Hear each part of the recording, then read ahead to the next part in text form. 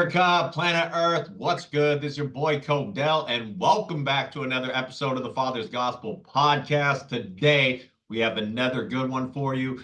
We got Miss Jill Olson. Did I pronounce your last name correctly? That is correct. All right, cool. And I think y'all are really gonna enjoy this interview. She is a campaign manager, and she is just a very highly intelligent lady. But let me stop talking and let's allow Jill to introduce herself. So, Jill, tell the people about you. Well, first off, just thank you so much for having me on your podcast. I'm just honored that you asked. It was so great getting to know you. And I know that we met on the campaign trail. So I'm Jill Olson. I am the owner of the Olson Agency. Politics and policy probably started from when I was a kid down in Texas, where I grew up. My Nice. parents always stressed how important it was to know who your public servants are, to be involved in the conversation, and to advocate for yourself. So I had a really great childhood of understanding civics, the different branches of government, how they work together. They did a lot of constitutional training with us. So I was actually homeschooled, and that was because we lived on a farm. We're very far from any of the private schools. And we just decided as a group in my family to learn how to be educated, and my parents did a great job. So that's kind of my background and kind of love of policy and politics, and how I got really involved is really thanks to my parents. But then I did a marketing and photography company for about 10 years, and that's what I did prior to becoming a political consultant. Okay, awesome. See, I didn't know that about your background. I mean, obviously, I've only been getting to know you for the last couple months, but your background that you just explained with your parents and everything, that explains a lot about you and your values and why you just are the incredible lady you are. So, kudos to your parents. Yeah. Yes. Oh my gosh. Isn't it true? Parents, both fathers and moms, they are both so needed. I definitely love my mom and very close to her, but it was really my dad. And I mean, no disrespect to my mom, because she taught me so much of how to be, I was such a tomboy. She taught me how to be a lady, how to dress, and how to, manage myself in that way. But my dad, like little girls really do crave being around their dad as well and need that discipline. They're examples of who you should be married, who you should date. They're needed. So I appreciate what you guys are doing. I think we sometimes forget how much fatherhood is needed, and moms too, just that nuclear family. It's very important for kids to grow up and have both sides. Yeah, no, I couldn't agree more. And I just, man, when I first came across you and Casey, it was just very refreshing. I mean, I remember first walking up to you, shaking your hand, and I kind of went on a little tangent telling you about my court case. Sometimes I go a little off, and you were just focused in, and you were listening. Casey was listening, and it was incredible. So, well, you know what? Okay, so you're from Texas. How did you end up here in deep blue Washington? Like, what brought you up to Spokane? So my husband served in the military, and that's what brought us here. And then really, I fell absolutely in love with Spokane, Washington. I love the people. They're hardworking, they're kind, they're caring, and I just really built a family here and kind of what I like to call my tribe.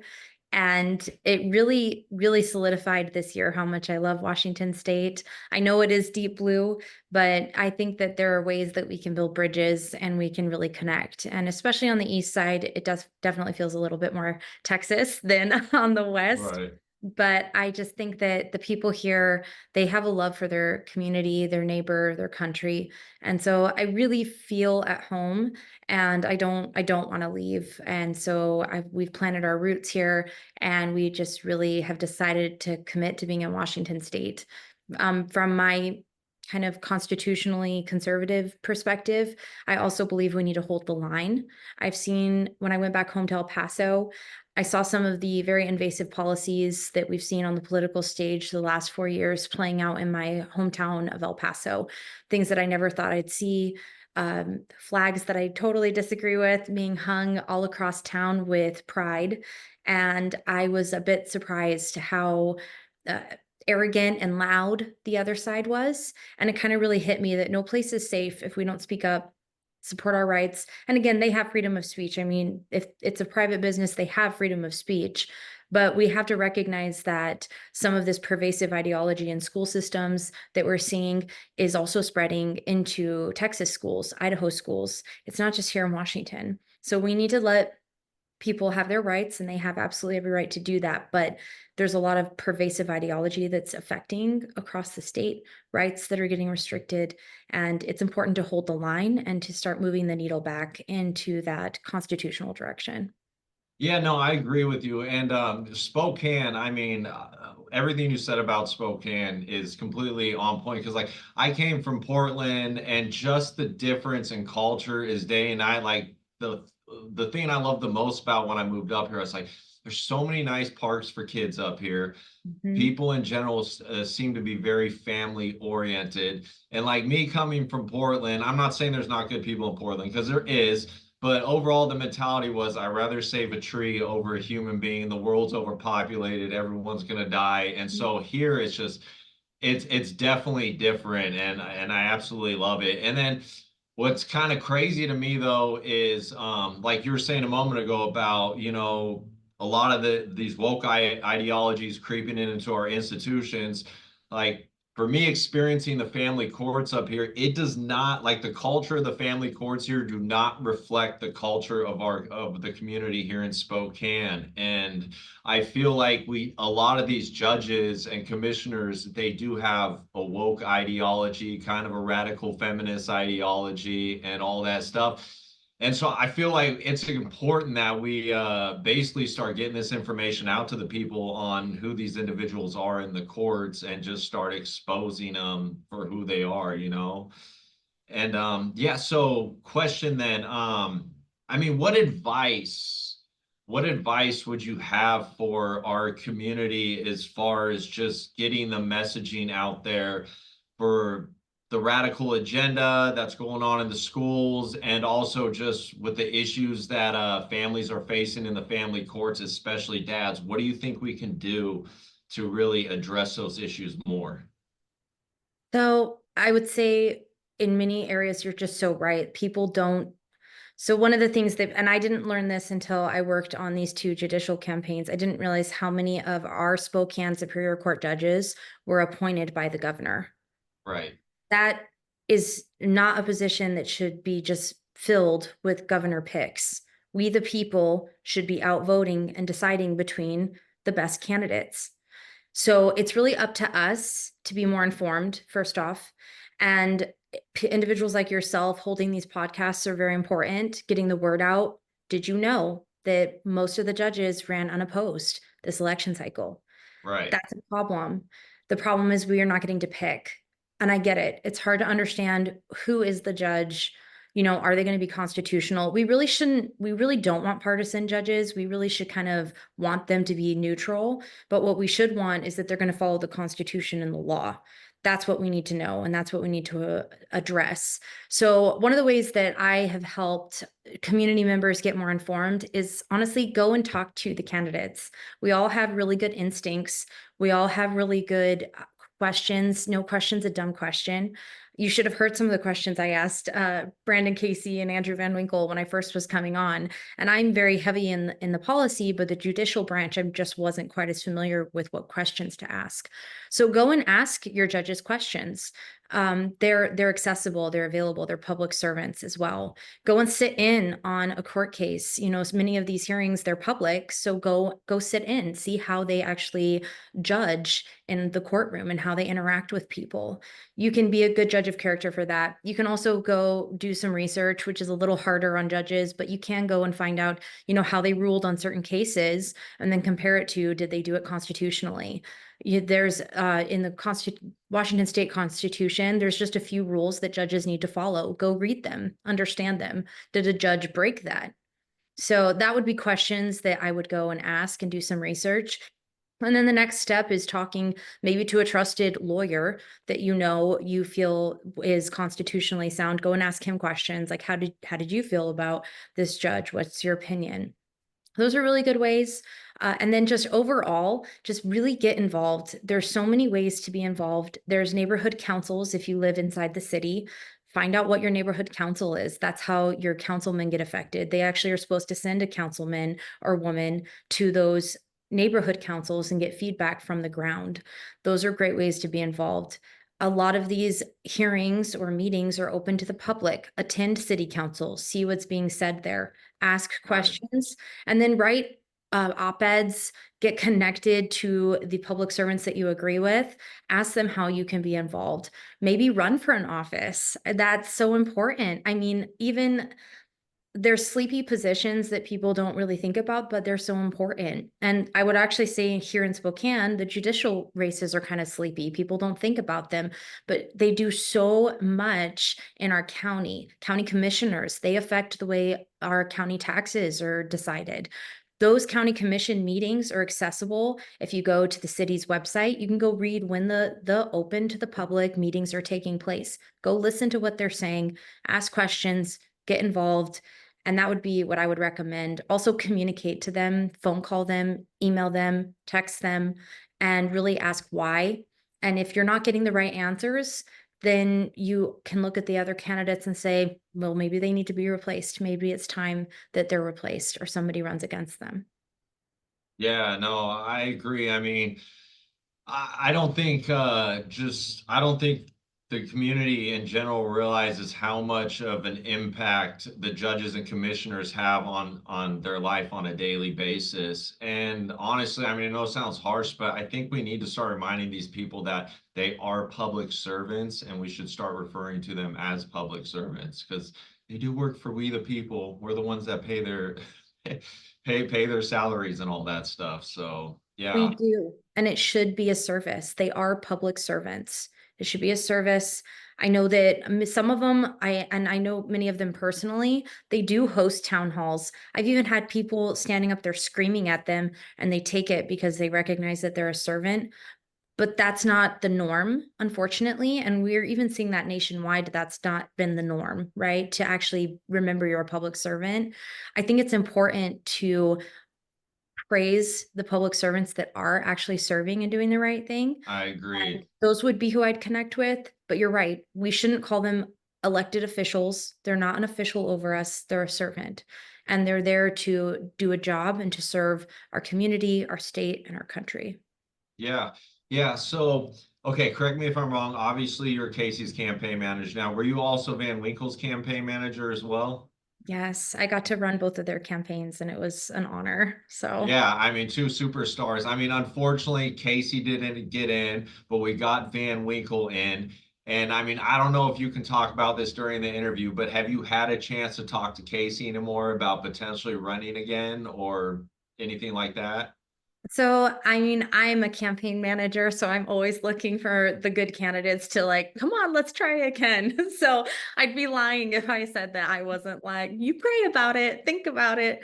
I do think he's a wonderful human being. What I can say and what I do know is that he wants to stay involved. He really loved and fell in love with his team. He helped us so much. I learned so much from him. So he's going to stay involved in the community, which is really what we need more of as well. Community members like yourself who are leaders who are doing things like this podcast and helping inform the public on their rights and the policies that are taking place. So he's definitely going to stay engaged. I don't know if the future run is in place, but I'm hoping.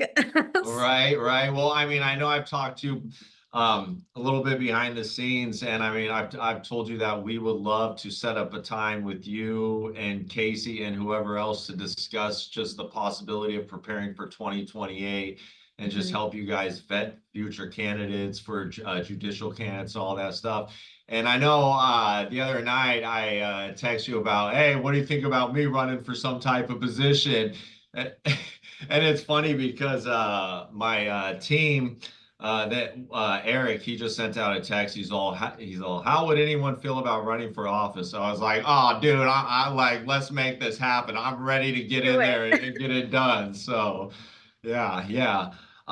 Let's see. But So go ahead. I will say that that's important. You should ask that question. Am I a fit for office? Would I be able to serve the public in this way? What position would make sense? I think I think more of the average everyday citizen needs to really consider that. If you had asked me 4 years ago, are you going to be involved in political campaigning and being a campaign manager and a consultant? I would have been like, hell no. Like, that's no, That's no, I vote, crazy. I do my civic duty. I actually, funny enough, I swore off politics in 2017. I was like, I will be an informed voter. So I always did that. But I was like, I'm not doing this. I've done this my whole life with my family. I'm going to take a break. And then COVID hit, and I was like, oh, okay, God, I'm sorry. Right, I never should have right. said never. Well, I think you got to be slightly crazy in a good way to want to be involved in politics. I mean, because like for me personally, I mean, it's two things. Like it's all about fighting the good fight. Like I want to see our community as a whole and our nation as a whole do good. But then that other little part of me, like I just kind of enjoy the battle of it. Like I enjoy getting in there and fighting against these people that I believe are misusing their power. So, and yeah, I mean, it's kind of fun in a weird way, but It is. No, I love it. And so I think that for me, I I love the nitty-gritty of it. I love helping people honestly find how to connect to their public servants because so many of us, and myself included, I struggled initially like, how do I find them? How do I reach out to them? How do I know? And I was really blessed to reach out to Representative Graham during COVID, and she helped me. And that's what, when I got that help from her on, look, you can call me anytime, you can send me emails, you can do these things. I was like, wow, this is really truly public service. And then she helped me connect to many different state representatives to advocate for what I was wanting, which was I wanted to go back to church. I didn't appreciate that we were shut down and not able to do that. It's our right. We have every right to do that. I shouldn't say I even appreciated it. I drove my husband crazy. I was screaming about it, yelling, "This is our right!" Like, so, but I think that really I was grateful that she actually responded to me and she helped me gain access to some of the others that are definitely harder to get a hold of. So I've got to give a big shout out to her. She was very accessible when I reached out. She completely was like, here's where you go, here's where you look, here's the official website, go there, there's the email button. Like she walked me through the whole process. So I think we need to do more of that informed citizenship and just help people know even where to go to reach out. So that's been my favorite thing is I'll have people call and say, where do I go? Who affects this? Like, is this city? Is this, state? Who does this? So right now, okay, Graham, I don't know who Graham is. Is she a representative out here in Spokane she or what's her is in the position? sixth. She's a state representative here in the sixth district. So, and she's my personal state representative. So Okay, okay. Well, I mean, if you're speaking highly of her, I might want to try to get her on the show. So that would yeah. be awesome. Yeah. Yeah, yeah. All right. Well, let's see. Um,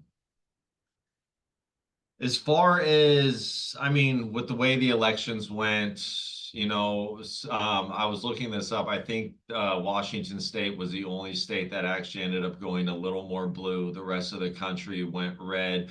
I mean, do you have any idea or advice that you can give us to try to kind of shift the balance here in Washington, especially when it comes to like dealing with fathers' parental rights issues and stuff like that?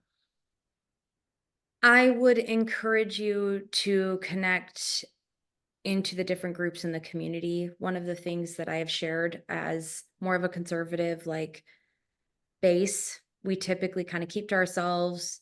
We kind of want our lives to ourselves. We kind of want to do our own thing. And then we show up at around election time and Right. we treat voters, pardon the crudeness, but like a booty call. Like, hey, why don't you Yep. come on and vote for me? You don't know me. I haven't been at your kids' games, but why don't you support me?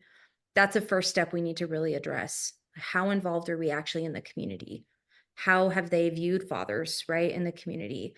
Connecting more with dads, helping other dads. And I know you do this, but just in general, kind of advocating for those principles. Show up at school board meetings as a dad, Yeah. Yeah. present there, to speak out, say, I have a right here as a dad.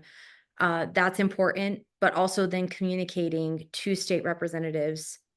Fathers are very needed. We're a parent too. We're a parent. So advocating for that. And then I think going a little bit a little off topic. I know that for the presidential, we went more blue this year, but when you look at, we almost had two Republican candidates statewide make it through Right. a primary in the Lands Commission race. I Yeah. think that there maybe was some disdain towards the president, President Trump. I do think that there was disdain towards him in Washington state.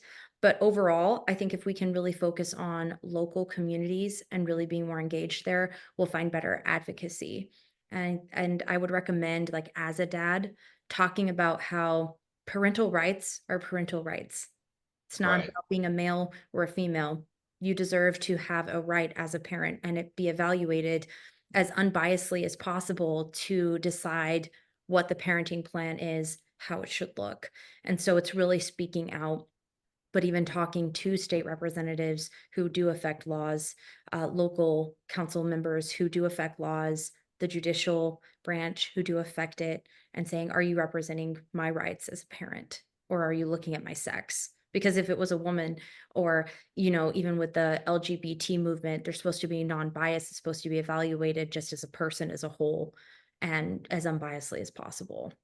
Yeah, well, and I think what there are a lot of women out there, and I'm talking about the good women. I think what a lot of women don't realize is that this is not only hurting dads, but it's actually hurting women as well. Because I mean, I know I'm a guy. I talk to tons of dudes. We're all talking, and I mean this like it's no disrespect, but there's more and more guys out there where we're like, we're just done with marriage. We're done with relationships. The way that divorce courts go, the family courts go. Why would I even risk putting myself in that position? And so I really think it's important that obviously dads need to stand up for themselves, but we also need the good women out there to also get in the fight and help push back against these radical feminists because these radical feminists, man, their organizations are well funded. I mean, they've got millions and millions and millions of dollars backing them. And yeah, and that's one thing I appreciate on a larger scale. That's one thing I really appreciated about Trump is I kind of feel like he basically started teaching conservatives and Republicans how to fight back again. Because what you were saying a few minutes ago about conservatives, Republicans, whatever you want to call them, call us, is that we have too much of that attitude of I just want to be left alone and just live my life, and just show up and vote. And the thing is like if there's a group of people that do not like you, they're never going to leave you alone and they're going to do everything in their None. power to get rid of your lifestyle, the way you want to run things. And so it's like you got to get engaged in the fight. And I mean, for me, again, this like sounds kind of cheesy, but Trump for me has been a huge motivator because I've been seeing everything that he's gone through, him, my son, and God. Like, obviously, all credit goes to God, but God, my son, and Trump, like, they have just kept me motivated to keep fighting. And it's really just lit a fire in me because, like, I refuse to pass this current system on to my son and all these little boys. And I'm just like, no, this is ended here. I don't care what I got to do to get it done. We're going to get it done and make it happen. So, Yeah, and speaking from a faith point, there was a reason women have such incredible strength and gifts and talents, and so do men. And one of the things that I've seen is a lot of, as a woman, speaking as a woman, this feminist movement has destroyed the individuality of self. right. So what I've noticed was I was such a tomboy growing up. I wore cargo pants, I wore oversized t-shirts, I never combed my hair, I refused to wear makeup. And that is how I like to dress. Like, that was how Okay. it was into my later teens. Except when my mom was like, "You're a girl, you're gonna wear a dress to church, and you're gonna learn how to be a girl and learn how to dress. And when you're doing all your other stuff, you can dress that way, but you're gonna learn these skills, right?" So imagine if I had grown up in today's era, what would have happened to me? Yeah. And I think back to that. What would happen to Jill, who loved to run in the dirt and climb trees and do all the sports and play the boy, like the boy things? And yet my mom, so grateful for her, taught me also how to be a woman. And I'm so thankful for that. It's made me a very unique person, just like so many others. They're so unique and so special and so precious. But so much of my influence has been from both wonderful females as well as males in my life. And so it's that balance, right? That biblical balance of the nuclear family. I agree with you. More women who understand what it means to have that male father figure, husband, spouse, brother. I mean, I thank God for my brothers growing up, how they protected me. There's nothing wrong with that. That's great. And then women protect sometimes a lot of the emotional side, right? Right. That's kind of more natural to a woman to see what's the emotional health of my child or my, what is the emotional health here? Whereas the men, just being very generic, will be like, what's their physical health? Do they have food? Are they taken care of? Did I provide? Right. And I do think that women need to speak up. Women just instinctively want men to hold open the door. I'm sorry. Right. It's just true. They might not want to wait around forever for you to get there, but they do want those things. They want to know that men have their husband, their spouse, their brother has their back, would be willing to protect them, will be willing to step in front of a bullet for them. It's just instinctual, much like a woman would immediately dodge in front of a child, right? That mother Sure. instinct. And Yeah. so I agree. I think that women who understand that just because men are awesome and strong and incredible does not mean that we are less. We actually complement each other very well in both business, personal relationships, friendships, parenthood. I have benefited so much from having both male and female friends because we all complement each other. In fact, I was looking originally when I was looking at my team, I was a little frustrated because I was like, oh man, I've only recruited women. I was like, I need to get some guys' perspective in here. And so I actually went out and I went and recruited some men into my team. It changed the whole dynamic and it made us better and stronger because we kind of think differently. So Right. sometimes the men were like really singular focused on a task and that's what we needed, and then sometimes we needed the woman's perspective who kind of multitask a little bit better and kind of see the overall picture in that sense, right? It's very complementary. It doesn't make one better than the other. It actually makes us work very effectively together. So yes. Yeah. Yeah, no, it balances it out because I mean, men, we can definitely zone in on one thing and just like hammer at it. But then it's like women, on the other hand, I do think on average, women can be better multitaskers. And then sometimes they can just kind of help men step back and be like, all right, no, that's great. Like we need to get that done, but we also need to kind of take a look at like, how's this going to affect people? What's the emotional impact this has? And like, yeah. I don't know Yeah, if that and it's makes that sense, but this whole system, it does, and this whole system is set up is really failing women as well. The feminist oh, movement fails women. Like again, the uniqueness of self, right? Why do I need to be a man in a leadership role? Why do I need to act as a man? My little bit more compassionate side, if you will, right? From being a woman, being just typically women have more emotion in that regard. Not that men aren't emotional, they very much are. But in a work setting, you'll kind of find that women lead a little differently. There's nothing right. wrong with that. Right? There's just nothing wrong with it, but it destroys the uniqueness of self if I go in and I'm like, "Well, I need to be like Codell. I need to speak like this and do this." It's like, what does that do to me? What does that do to me? And it's almost mimicking and almost putting you down as well. So again, if we actually kind of look at this as just people as a whole, it's like, well, who is that person? And what we shouldn't be saying we need to be this way or this that way. We need to try and see the whole person as their own. Yeah, well, and a few minutes ago you're saying, like women, they want the door held open for them, they want that protection. Just like men, we want to do that stuff. We want to protect, and they've the media, everything, they've done such a good job these last several decades of trying to kind of just convince everyone that there's no difference between men and women. And if you think there is a difference, you're basically evil. And it's like, no, just because there's differences doesn't mean it's bad. Those are good things. Like you said, they complement each other when they're operating in unity. So, Well, and true feminism was, and I understood, like, was women wanting to be the right to vote, right? Basic right. right. I understand that. but true feminism is being feminine. Yes, So yes, we've now, I think what's mind blowing to me is the feminist movement that was like, we're better than men, we're stronger than men, get men out of our lives, but now let's let them in the bathroom and we won't say anything. yeah.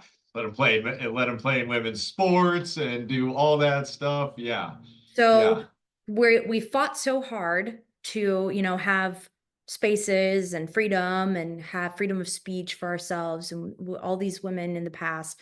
And now the feminist movement is like, we're just gonna let men in our bathrooms. That's okay. That's fine. He says he's a yeah. so that to me is also where I think you can kind of analyze and go, that feminist movement is actually fairly hollow, because if they really were about wanting nothing to do with men or we're better, why would you invite them into your restrooms, into your private spaces? Why would you do that? So that Well, that to me is it's crazy because example. to me, it's like when you open the doors to that, you're actually inviting predators in because the only men that are going to want to really do that are predators. I mean, yeah. And I'm going to send you a link to a book. It's called The Occult History of Feminism. Definitely check that out. It was written by this lady, I can't remember her name, but she dives deep into the roots of feminism back like the last 150 years or whatever. And it's pretty crazy. I mean, Margaret Sanger, so on and so on, and you're just like, dang, like this Um, is yeah, yeah, yeah.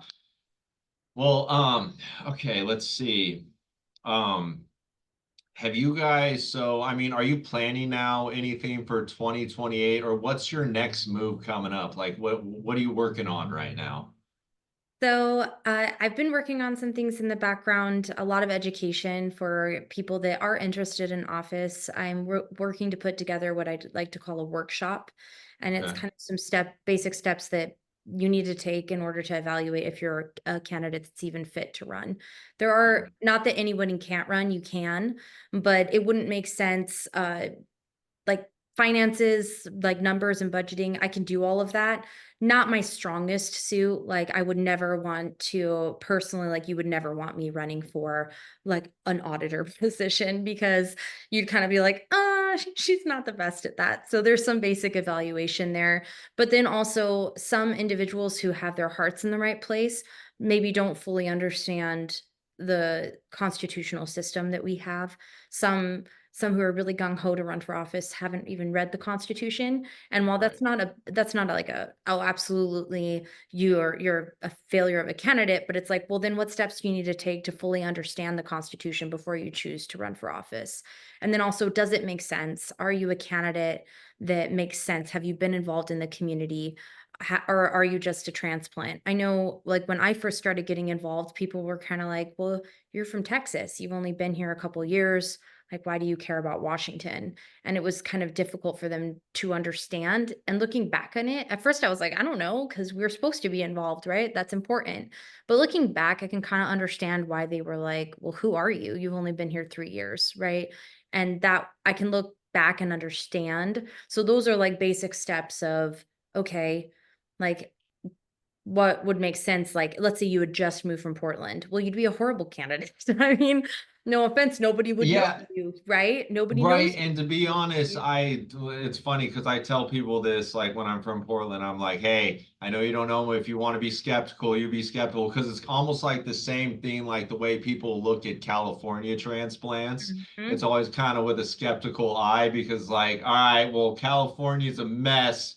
And I know you moved to get away from that, but are you going to bring that same mentality that you escaped here, you know? And honestly, it's kind of justified in my opinion, for people to kind of be weary in that way. So yeah. Absolutely. Yeah. So I think I'm working on that.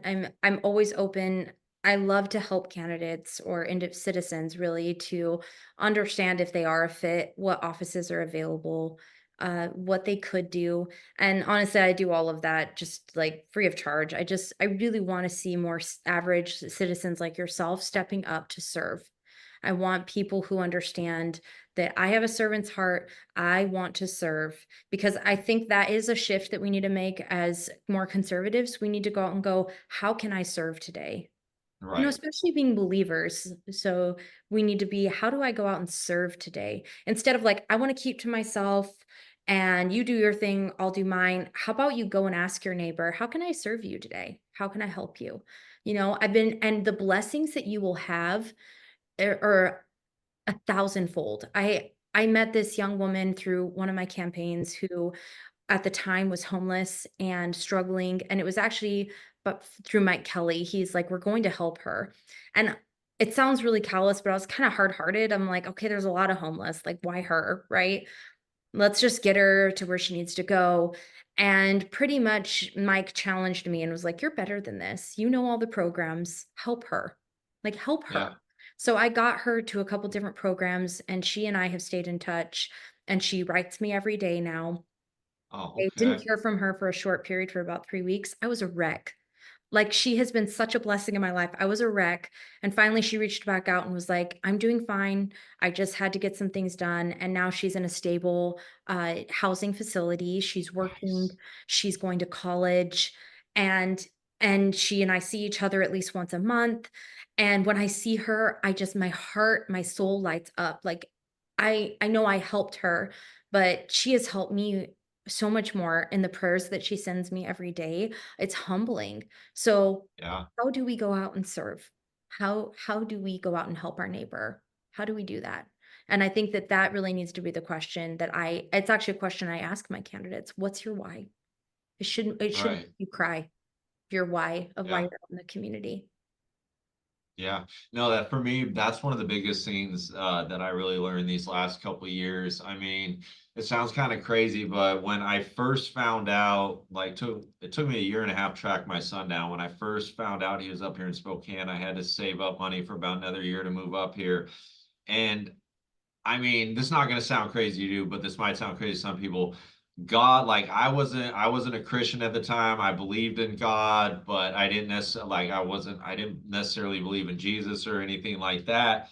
And God started whispering to me. God's like, "All right, well, when you get up to Spokane, you need to find a church to go to." And and so I was like, "All right, God, I'm listening." And so I got up to Spokane, went to a couple different churches, and I met this dude, Chris, an incredible guy. I met him at a Heritage Foundation meeting, and I stood up and I started talking, basically telling like conservatives that we got to start fighting back. And I was Mhm. just like talking about all this stuff, and me and Chris clicked, and he's like, "You should come to my church," and I was like, "All right, yeah, I'll give it a try." And so Spokane Valley Baptist Church, and man, I've been going there ever since. They baptized me in the river. Pastor Josh, Mhm. absolutely incredible church. And I mean, it's the only, and I tell them this all the time. I'm like, you guys are doing something right because you are the only church I've ever been to that keeps me coming back. And I just love the place because I mean, Pastor Josh, he didn't give into the COVID stuff. He was very vocal with the congregation about, like if you're not getting involved in politics to a certain extent, then you're telling, I mean, he straight up said, he's like, then you're telling the pagans that it's okay, that you're happy with the way they're running the system, and this was like all before the last presidential election. And so I've just like I've really appreciated that all that about my church, and I love it too because it's the church, it's one church I've been to, and I mean I haven't been to a bunch of churches, and I'm not speaking all churches, but it's the only church I've been to where it doesn't feel clicky. Everyone's very welcoming, and like when I don't show up for a few weeks at a time, all of a sudden I'm getting calls and texts from all these different church members being like, "Codell, where you at? Are you okay?" This and that, and sometimes I gotta tell them, I'm like, no, no, no, no, no, don't worry. I'm not going anywhere. Like, I'm grinding on this podcast right now, knocking out all these interviews. This is what God needs me to do. But trust me, I'm coming back. And I yeah, I love that. mean, that church has just been an absolute blessing. And I mean, again, it just kind of reflects the whole community here of Spokane. Like, I've really appreciated that about this whole entire place so far. So yeah, yeah. It's a great community. So I'm glad you found a home church. That's awesome. Yeah, yeah. Well, we might be I talked to my pastor because I was like, I want to bring you on the podcast, and he's like, let's make it happen. So Good. getting those details worked out right now. And yeah, I'm excited for that. Um, Jill, is there anything else, I mean, that you want to get out to the people, anything that you think is really important that people should know? I think as a recap, I think as the public, we need to reach out to our public servants. One of the things that I would say is don't just reach out to them to criticize. If they've done something positive, thank them. Yeah, Be be a friend, especially it's hard, you know, every decision we make is hard in life. Imagine if we were judged on every decision that we made just like under a microscope. And I get it, they are public servants, so we do have to hold them accountable, but we also have to hold ourselves accountable to, did I communicate to them what I needed? I mean, I was guilty of just like, well, I elected this person, they should just like know what I'm thinking. Well, how right. in any relationship does that ever work?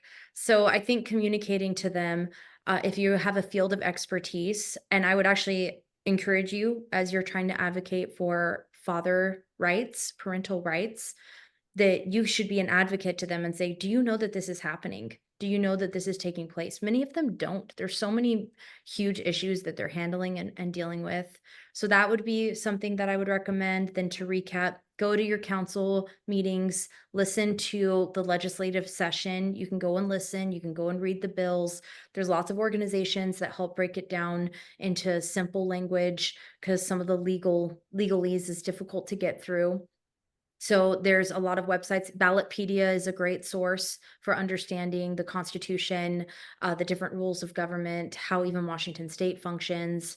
So that would be what I'd encourage is to reach out and do research, but then be vocal once you know what you want to say, both in a positive and even in a negative. If you have to criticize, do it. But also remember that we also need to encourage those that are holding the line, that are being constitutional. We can't just ditch them once they're in office because they can get swayed. It's really hard. Power of association, right? We all know it. We all encourage, like, I have nieces and nephews. I'm always like, who are your friends? What are they doing? How, Right. like, who are they? Right? I'm always asking them those questions. Well, power of association affects adults as well. So if we elect a really, really great constitutional person, but now they're in line with all of these other individuals who do not have those values, we need to make sure that we're still around them as their tribe and they're still Yeah, hearing. because inevitably, if we're not helping them out, they're probably going to eventually get influenced or they're going to get worn out and just go with the status quo. And I mean, again, politics, it's like every other field in the world. You got good people in there, you got bad people in there. And I mean, I've been telling people these last couple of years, like, I mean, the general population, one thing I think we do too much of is we love to blame politicians and big business people and all that stuff for all these issues. But I always tell people, I'm like, the reason our country is where it is at is because overall as a population we have not been engaged in the political process, we have not been participating, and when we're not participating we're essentially telling these people they have a free-for-all and they can do whatever they want, and I mean that's why, man, when Van Winkle and Casey, went to the forum. I mean, we appreciated them because me and Kyle, we always bring the fire, and we're hitting hard questions, and they just, I mean, just their open-mindedness, the knowledge that they had, and the fact that they were willing to listen versus Marla Poland, I mean, I'm only speaking from like listening to her was like listening to Kamala Harris. It was a word salad coming out of her mouth. And when we brought up father's rights, she just kind of was like tiptoeing, like, oh, well, it's kind of, it depends on this and that. And she was just kind of trying to avoid the issues. And then, like with Casey, what I liked about him is like he listened to everything I had to say. And then he kicked some knowledge back towards me, and even some stuff that like he didn't necessarily agree with the way he communicated it with me was just like it made me have that much more respect for him because I just like, okay, this guy's got knowledge, and I was just very impressed with him and Van Winkle, and I really like both them because they both seem like they really want to do the right thing, but they also kind of bring something a little bit different to the table. Like Van Winkle, I love his kind of outside the box thinking with like, we need to think about getting AI in the court system. And there's like all these little other issues. And then Casey's knowledge of just the Constitution and all that stuff just blew me away. Cause like that's something I'm educating myself on right now, is really the details of the Constitution, how it works. Because if I like you're saying, like if I don't know that stuff, then I'm kind of screwing myself. And Mhm. yeah, yeah. So And a great resource is Hillsdale College. They have a free online course and it's called Constitution 101. I would highly recommend anybody that you know that wants like digestible constitutional lessons, recommend them to that. They're an incredible college and they have great education and they can be very trusted. So there's a lot of other free courses online there as well that I've taken, and they're so educational, so awesome, very understandable, and they're very constitutionally sound. So I think getting educated is super important, but knowledge is not power unless you actually apply it. So applied right. knowledge is power. So we need to educate ourselves and then go out and actually apply it in all of our circles, in all of our communities, and start empowering the public to have a voice again. Facts, facts. Awesome. Well, Jill, is there anything else you want to get out there? No, I just thank you so much for what you're doing. Good job on the podcast. I know that both Brandon and Andrew really enjoyed being on it and appreciated you. So thanks for helping spread the word. Yeah, and yeah, let Brandon and Van Winkle, I don't know if you'll be seeing any of them anytime soon, but if you do, just let them know. I'm going to be reaching out to them. And then I hope it's okay that I say this. I'm gonna hit you up after this and talk to you, because I don't have Brandon's contact Okay, information. perfect. Yeah, and he wanted to. He's like he wants to smoke some cigars with us at the cigar club. So I'm Nice. like, we need to make that happen. Him, me, freaking Eric, and Kyle. Like, let's make that happen. Do So, but it. yeah, Jill, thank you. We Thank appreciate you. you. I mean, it's been a pleasure, and yeah, we'll definitely chat soon. Let's stay in touch, and God bless, my dear. God bless. Search every star, the light never dims. Together, my son, the devil chagrins. We can't be stopped, now it's coming to a end. For the sake of our family, love for the win. Son, I love you, my dice that I promise. Father's gospel, guidance and knowledge, wisdom and love stay